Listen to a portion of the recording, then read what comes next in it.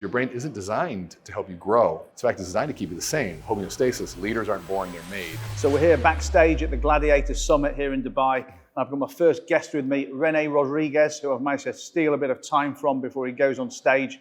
Rene is an international authority on leadership and persuasion.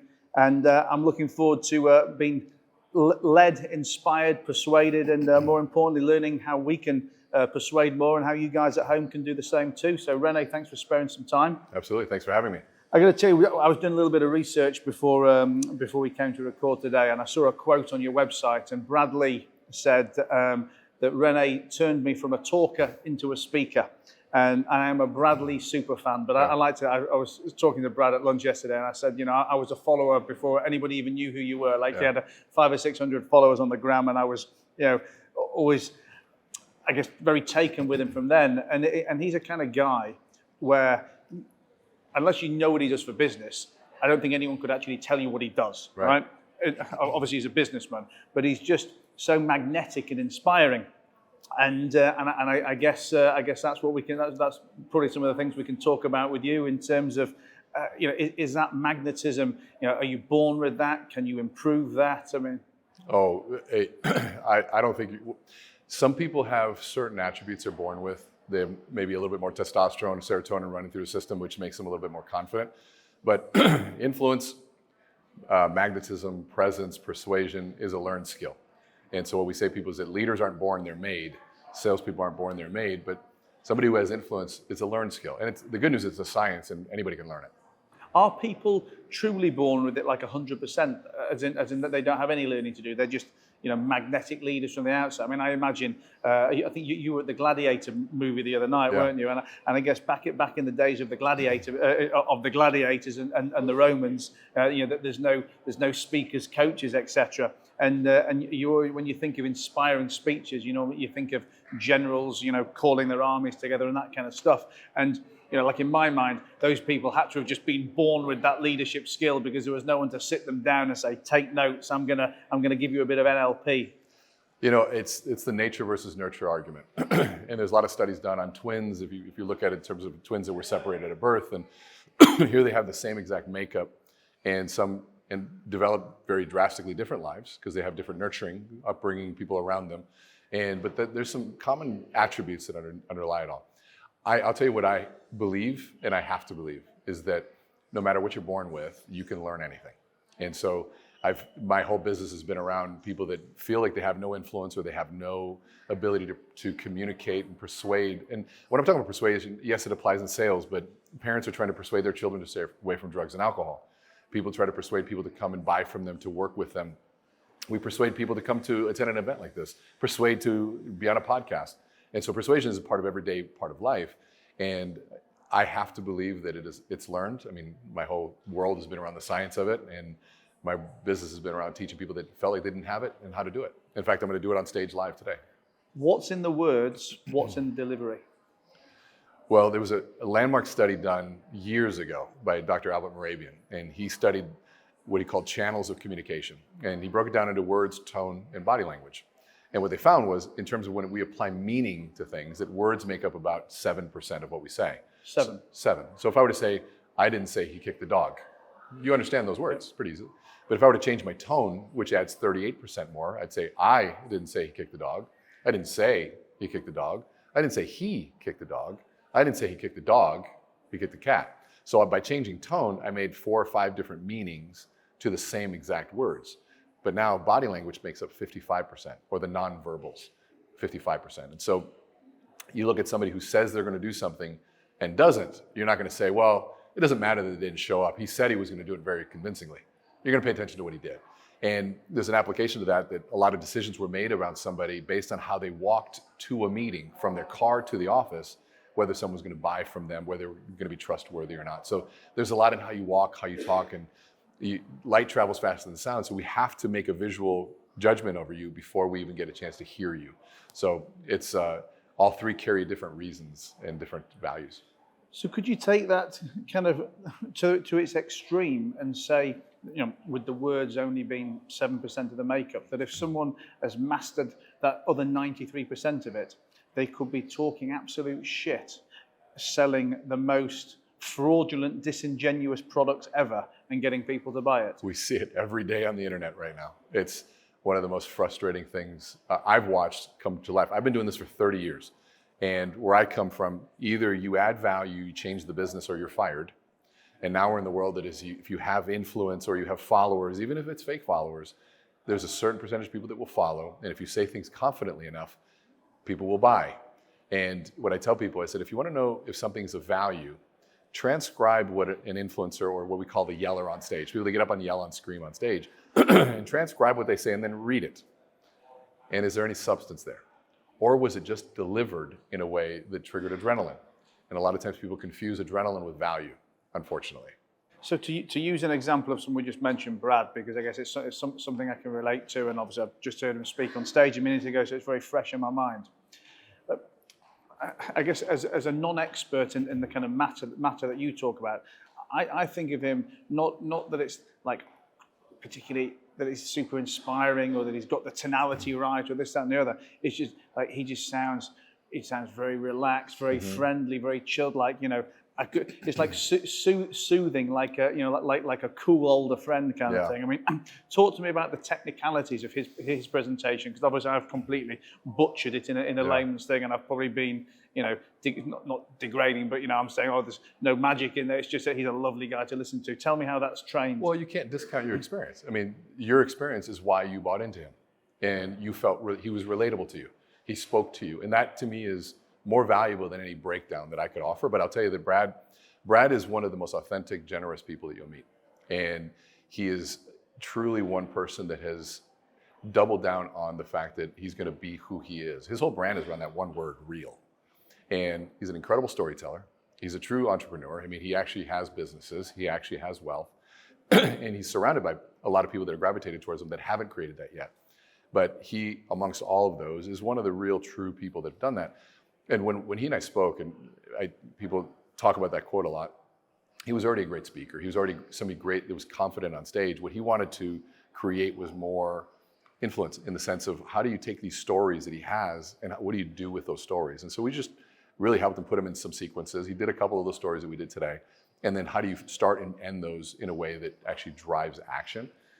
And so for him, he wanted to understand, what is it about these stories and how could he be more intentional, instead of what he discovered, sort of the school of hard knocks, which is why he said he did it the hard way.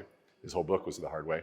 He wanted to be more intentional about it. So if someone's speaking, because I guess, you know, someone like Brad was like a great example of a storyteller, a raconteur, you know, as opposed to someone with a slideshow and a presentation, which can be equally as impressive and equally inspiring, but you know, very different kinds of things. So someone doing the Brad style, you need to pick 5, 7, 10, whatever the number is, of key stories, which is a good, interesting story. Pull off some points of what are the learnings from that, and then just practice the hell out of it. Yeah, and you actually broke it down there. A lot of people tell stories just to tell a story, but in storytelling in business, there has to be a payoff at the end. I'll sit and listen to your story as long as there's something in it for me. And a lot of times we talk about the difference between somebody who's a really good storyteller and someone who loves to tell stories. There's a very big difference between this. Somebody who's a really good storyteller uses the story to deliver a message of value, that payoff at the end. So you listen to this really magnificent story, and at the end you're like, oh, there's this aha moment. But somebody who just loves to tell stories, instead of using a story to deliver value, they use our time just to tell us a story. And at the end of the story, we don't understand why we had to sit through the story. We don't know what was in it for us. And really, at the end of the day, they told the story for themselves. And so the true art of storytelling is using the beautiful art of being able to create pictures in someone's mind, the narrative creation, to then at the end use that to bypass all the resistance part of the brain so I can deliver a message of value, a lesson, a payoff, or what we call a tie down.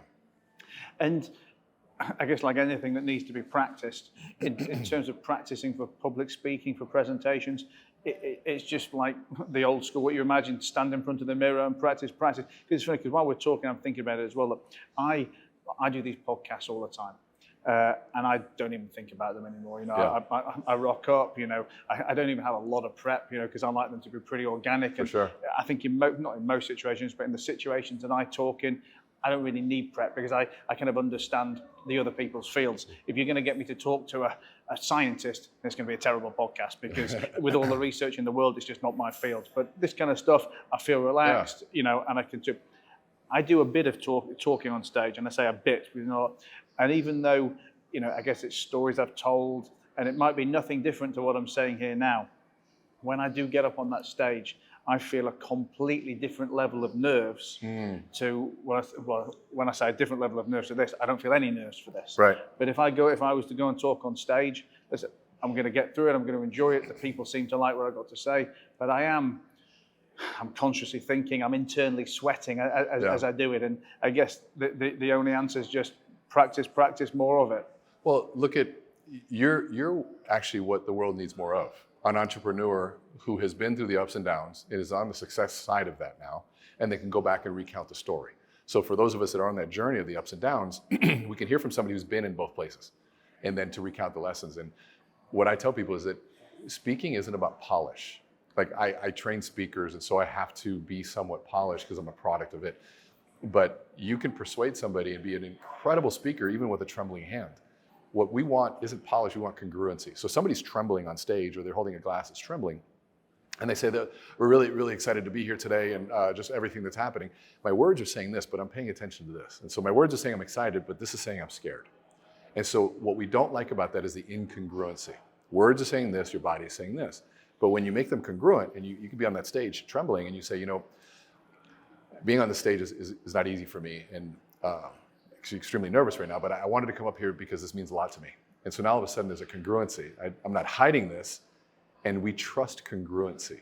And that's what people would say, well, they're so authentic, but they don't know why. Well, they're authentic because there was a congruency to it. And so what we tell people is that find that congruency. If you're nervous, it's okay to be nervous. And what will happen in the beginning, you will be. There's no getting around it. If you learn a new language, you're going to be awkward with that language in the beginning. You learn a new skill set, you're going to be awkward with that skill set in the beginning. But if you stay in it, now all of a sudden you'll grow. And so we say that awkwardness is a requirement for growth. There's an interesting study, an example that we can use. One of our partners is the co-founder of the Neuro Leadership Institute in Italy. Or he lives in Italy now, but he's now the president of a university. And they have a bicycle that they flip a switch and it becomes backwards. So if I turn to the right, the wheel turns left. Yeah. Right? And so here you have this skill set that's been ingrained about how to ride a bike that you do effortlessly without thinking. And then you get on it, and every neural pathway now doesn't work. I go this way and I go that way, and you can't ride it. And they'll bet executives 1,000 euros, 2,000 euros, whatever it is, and they can't get it. But what's fascinating, the frustration that builds and builds and builds until he comes and hits the switch and makes it normal again. And then you feel this like satisfaction. And so we look at what's the lesson in that? Your brain is rewarding you for not changing. It's punishing you for trying to learn a new pathway in the brain. Where here you try to learn something different, like learning a new skill, a language, maybe how to speak if you didn't speak, a new technology, but then you go back to how it used to be and your brain gives you dopamine to say everything's good now. And so we tell people your brain isn't designed to help you grow. It's in fact designed to keep you the same, homeostasis. For you to grow and change, you have to be able to understand that process and be able to fight through it. So listen, I'm conscious that you're due on stage yourself soon as well. I could talk about this kind of stuff for hours, and I really hope maybe when you're back in the States we can log online and we can do a deep dive together. But I guess before you go, two things. One, obviously give yourself a little mention where the guys at home can come and find you and follow you. But just give me two or three top tips for that. For that executive, that entrepreneur looking for fundraising, even that middle manager who thinks they're a terrible communicator and could go and do two or three things immediately right now to completely transform their setup? Well, I think one is what you covered before, which is to understand that if it's a new skill set, you won't be good right away, and be okay with that. When you let a child walk, how many times do you give them a chance to walk? The answer is, of course, as many as it takes. Well, why did we stop giving ourselves that same chance? And if I'm going to learn some skill, how long does it take? As long as it takes. How many times? As many times as it takes. And if you have sort of that attitude, you realize that it's going to be awkward at first, and then you start getting better. And so one, get the repetitions in. Two, understand that facts don't sell, stories do. And so if you want to persuade somebody to give you money, to invest, to come work for you, yes, there's a logical component to it, but the story is what creates the emotional connection to that. And so we become the protagonist in any story that's told. That's why when we cry at movies, knowing they're actors, we still cry, which means your brain doesn't know the difference between a fake story and your own experience. And so we become the protagonist. We become that main character. And so if I can share a story with you, you're becoming the main character in that story. And if I share a story of love, of hate, of opportunity, whatever it is, your brain is feeling all of those different pieces there. Now, at the end of that emotion, if I provide the logical sequence of the process to it, your brain can then emotionally buy in, and the logic is what remains after the story. So we can logically say, oh, this is why we're doing it.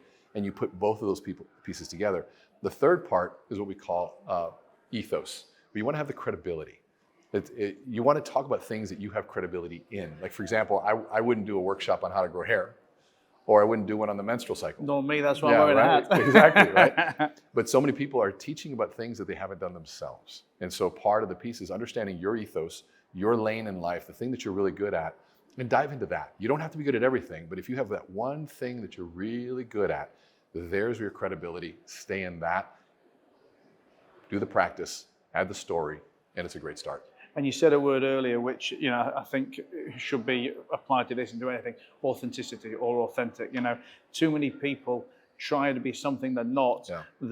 That not only ends up backfiring because everyone can tell they're not authentic. It makes the whole journey and the whole task so much more difficult. You know, there's nothing easier than being yourself. And you know, you say everybody's got a story to tell. Everybody's built some kind of bridge or overcome something, even if you don't think you have. And I think if you can start there, it's the best building blocks. Yeah, what we tell people is that authenticity requires no preparation, but it does require courage to be you, or to hit play on what's happening. If you're nervous, talk about how nervous you are. If you're scared, it's okay to talk about how scared you are. That's authentic. If you're excited, talk about your excitement. And what happens is we have all of these feelings, and then we have an audience, and we think we have to perform for this audience, so we stuff down what we're actually going through our experience to try to give the audience what they want, versus express who we are. And it sounds cliche, but through that process, we can be who we are with a lesson to follow. And there's the sequence, is to be yourselves, be authentic what's going on, and make sure you have a really good lesson. So where can we find you? Where can people work with you? How can they get in touch? You can follow me on Instagram, Learn with Rene. It's R-E-N-E, just one E. And my website is meetrene.com, M-E-E-T, Rene, R-E-N-E.com. Perfect. Well, Rene, thanks for taking some time out, buddy. I'm looking forward to seeing you on Likewise. stage. Thank you. Thank you. Hey, Matt here. Just interrupting myself quickly to say thank you for listening to No Bollocks. But did you also know I've got another podcast, Stripping Off, with Matt Haycox? Very different. No Bollocks is the quick daily business tactics that you need. But Stripping Off, we go deep, deep, deep with a CEO, with a celebrity, with an athlete, with just an international, inspiring character. We find out what makes them tick. We find out how they got to where they got to, and we find out how you can learn and benefit from them too. So jump on over to Spotify, iTunes, YouTube, wherever you listen to your content, and I'll see you on a future episode.